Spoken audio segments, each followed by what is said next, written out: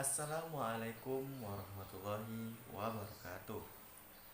Perkenalkan, nama saya Aldi Syaputra dari Fakultas Ilmu Sosial dan Ilmu Politik, Program Studi Ilmu Hukum Universitas Maritim Raja Ali Haji.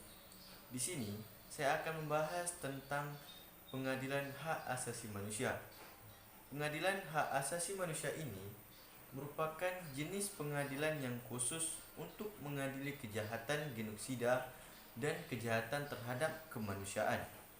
Pengadilan ini dikatakan khusus karena dari segi penanaman bentuk pengadilannya sudah secara spesifik menggunakan istilah pengadilan hak asasi manusia. Dan kewenangan pengadilan ini juga mengadili perkara-perkara tertentu. Istilah pengadilan hak asasi manusia sering dipertentangkan dengan istilah peradilan pidana, karena memang pada hakikatnya kejahatan yang merupakan kewenangan pengadilan hak asasi manusia juga merupakan perbuatan pidana. Undang-Undang Nomor 26 Tahun 2000 yang menjadi landasan berdirinya pengadilan hak asasi manusia ini mengatur tentang beberapa kekhususan atau pengaturan yang berbeda dengan pengaturan dalam hukum acara pidana. Pengaturan yang berbeda atau khusus ini mulai sejak tahap penyelidikan, di mana yang berwenang adalah Komnas Hak Asasi Manusia, sampai pengaturan tentang majelis hakim, di mana komposisinya berbeda dengan pengadilan pidana biasa. Dalam pengadilan hak asasi manusia ini, komposisi hakim adalah 5 orang yang mewajibkan 3 orang diantaranya adalah hakim. Pengaturan yang sifatnya khusus ini didasarkan atas karakteristik kejahatan yang sifatnya extraordinary, sehingga memerlukan pengaturan dan mekanisme yang seharusnya juga sifatnya khusus. Harapan atas adanya pengaturan yang sifatnya khusus ini adalah dapat berjalannya proses peradilan terhadap kasus-kasus pelanggaran hak asasi manusia yang berat secara kompeten dan fair.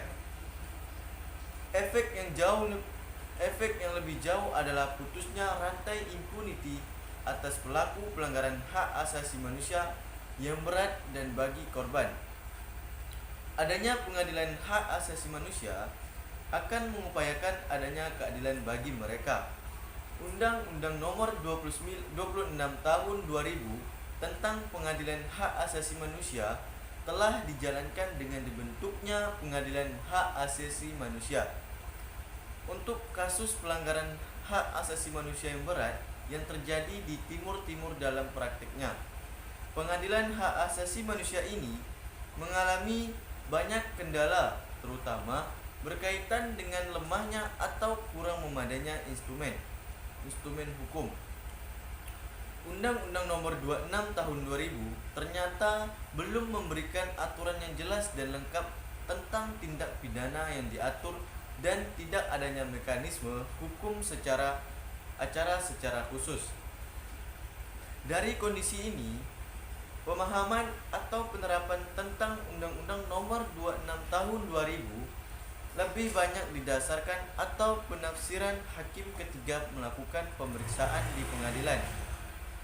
Penegakan dan perlindungan terhadap hak asasi manusia di Indonesia mencapai kemajuan ketika pada tanggal 6 November tahun 2000 disahkannya Undang-Undang Nomor 26 Tahun 2000 tentang Pengadilan Hak Asasi Manusia oleh Dewan Perwakilan Rakyat Republik Indonesia, dan kemudian diundangkan tanggal 23 November tahun 2000. Undang-undang ini merupakan undang-undang yang secara tegas menyatakan sebagai undang-undang yang mendasari adanya pengadilan hak asasi manusia di Indonesia yang akan berwenang untuk mengadili para pelaku pelanggaran hak asasi manusia yang berat. Undang-undang ini juga mengatur tentang adanya pengadilan hak asasi manusia yang akan berwenang untuk mengadili pelanggaran hak asasi manusia yang berat yang terjadi di masa lalu. Sekian yang dapat saya sampaikan.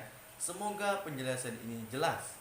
Semoga bermanfaat dan saya akhiri wassalamualaikum warahmatullahi wabarakatuh.